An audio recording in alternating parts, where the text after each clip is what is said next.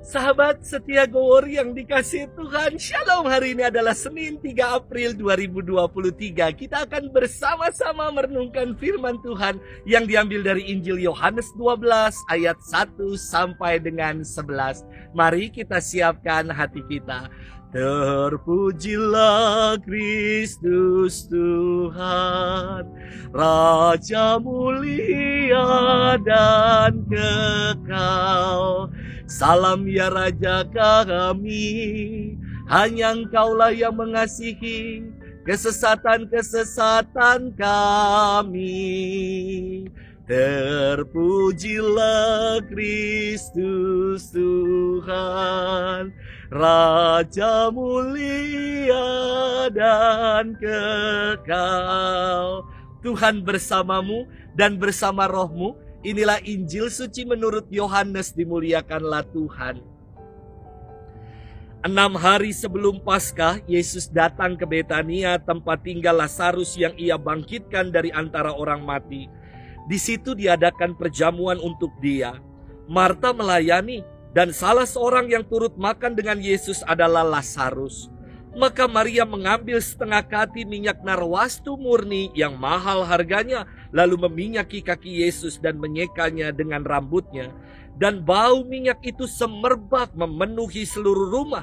Tetapi Yudas Iskariot, seorang dari murid-murid Yesus yang akan segera menyerahkan dia, berkata, "Mengapa minyak narwastu ini tidak dijual 300 dinar dan uangnya diberikan kepada orang-orang miskin?"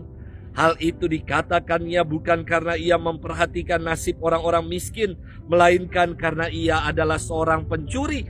Ia sering mengambil uang yang disimpan dalam kas yang dipegangnya. Maka kata Yesus, "Biarkanlah dia melakukan hal ini, mengingat hari penguburanku. Karena orang-orang miskin selalu ada padamu, tetapi aku tidak akan selalu ada kepadamu."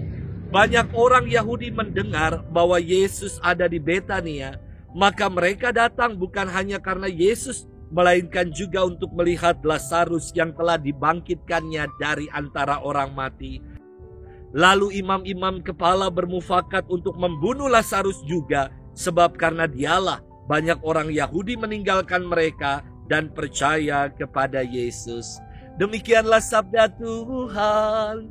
Terpujilah Kristus.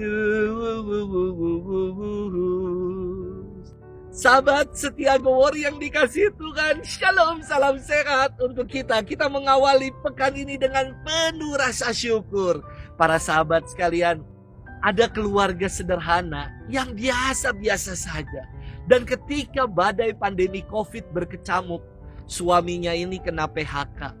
Istrinya berinisiatif untuk membantu ekonomi keluarga dengan memulai usaha kecil-kecilan bikin jamu.